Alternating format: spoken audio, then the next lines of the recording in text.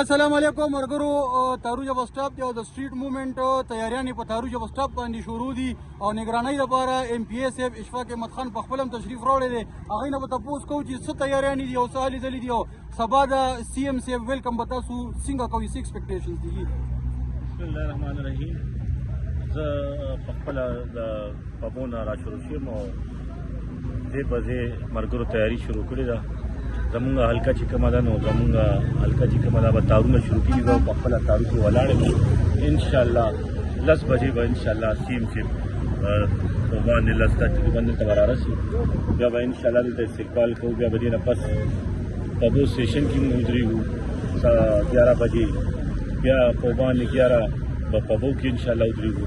بیا ډاګې لارې سره نو دا زما تقریبا ته حلقې دغه بیا به نه مخکې دي. عمر بھائی به ورته ولاړ په برج باندې، نه مخکې بیا زرعلم خان او ادریس خان دی به ورته ولاړ نو انشاءالله دلته به هم زه خلیق بھائی به دلته انشاءالله ورته ولاړ یو.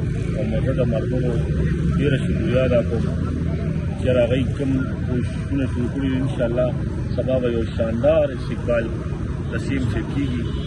او زه دا وایم چې یاره دا سی ایم صاحب چې راځي دا ما ته هغه خپله هم ویلو چې زه دې له نه راځم. زه د عمران خان چې کوم ما ته مثال کوم کار پاوله کړی ده خپل ملګرو ته ویم چې بھائی تاسو په 8 تاریخ وځئ چې څه مقصد له دې مقصد نه راځي. دا نه چې هغه راځي نو ورته استقبال هغه صرف هغه چې کوم ته عمران خان سوال جواب دی هم ته رارسئ او ټول خپل ورکر ته په خپله وایي چې یاره تاسو به انشاءالله روزئ او دا مو به انشاءالله سټریټ شروع کوو او ځای ځای ته به انشاءالله رسو. ځکه چې موږ سره خو بله لار نشته.